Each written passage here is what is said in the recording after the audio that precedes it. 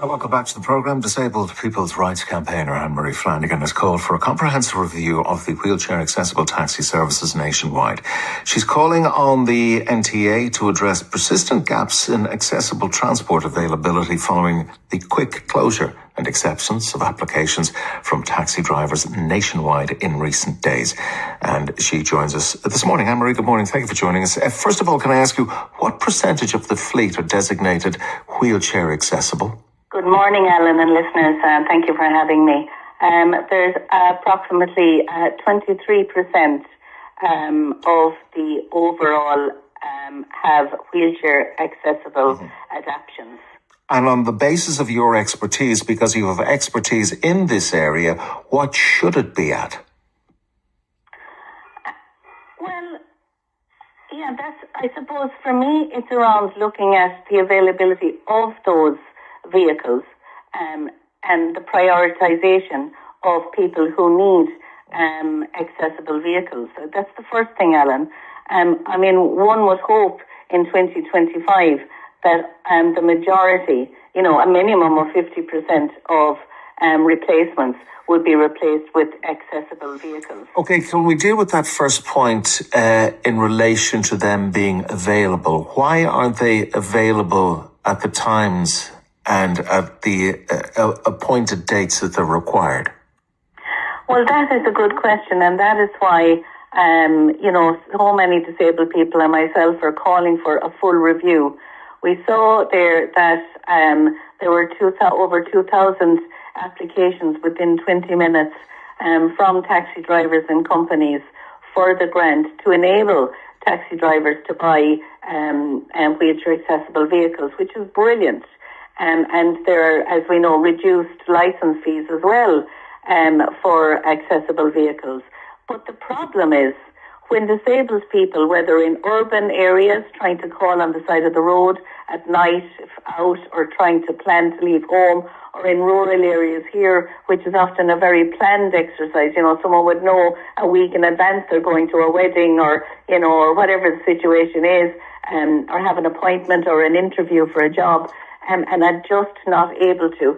So anecdotally, I can tell you a lot of the reasons why in the city areas, of course, the vehicles are often used at airports and, bringing big groups, and people have to, take the business very calm. But how big a factor are state contracts in tying up the levels and numbers of taxis that should be made available to the likes of yourselves and others?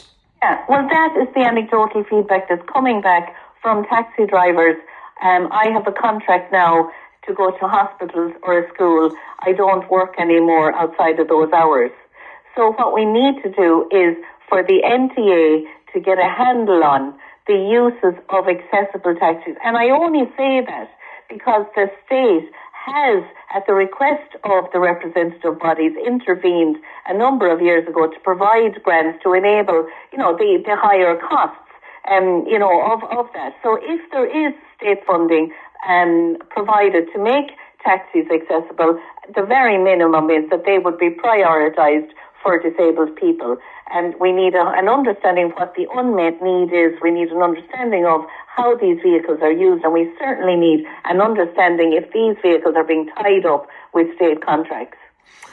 So in reality, we need to carry out an audit which has never been done by the government or by the requisite department. We just put out, open the system for grants, have a set designated number of particular grant applications that we have to fulfill and leave it at that till the next year. Is that the way it ordinarily works? That's what it seems to be.